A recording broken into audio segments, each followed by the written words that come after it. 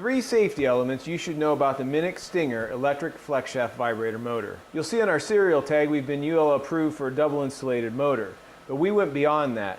First, the electrical field's been contained in the poly pod, and then double insulated with the poly shell.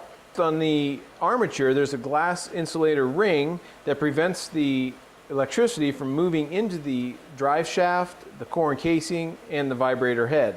And as if that wasn't enough, we've even removed the handles and insulated them with rubber end caps away from the motor body, providing 4 layers of protection for the operator. OSHA's noise exposure rule, 29 CFR 1910.95, states that if you were to run this motor for 8 hours, then the decibel level couldn't be above 90 decibels.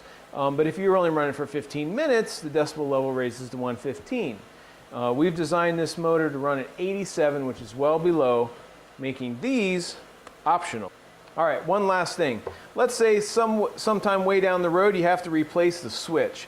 We've put 2 exterior screws.